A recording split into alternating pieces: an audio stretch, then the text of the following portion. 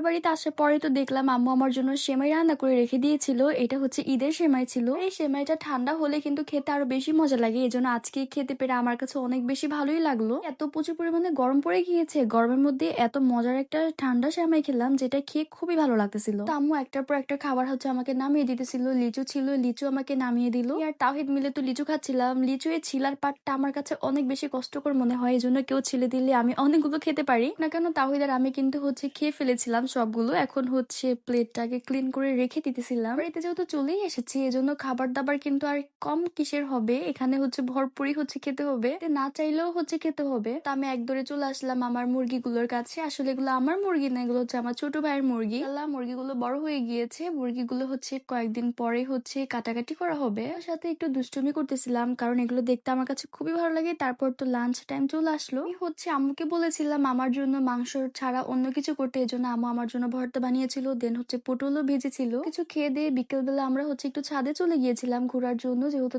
ইয়ামিন অনেক বেশি কান্না করতেছিল। এ নিয়ে একটু ছাদে ঘোরাঘুরি করতেছিলাম। তার মধ্যে আম্মুর অনেকগুলো জামা কাপড় ছিল, আম্মু হচ্ছে ওগুলো উঠাইতেছিল। এই এত সুন্দর সুন্দর ফুলগুলো দেখে আমি একটু ভিডিও করতেছিলাম। আসলে ছাদে উঠলে না এই ফুলগুলো আমার কাছে অনেক বেশি ভালো লাগে। প্রচুর পরিমাণে গরমও কিন্তু ছিল আজকে। আজকে অনেক বেশি গরম পড়েছে, ছাদেও কিন্তু অনেক বেশি গরমই লাগতেছিল। গরমের মধ্যে ঠান্ডা ঠান্ডা আইসক্রিম খেতে পেরে তো অনেক বেশি ভালো লাগলো আজকে।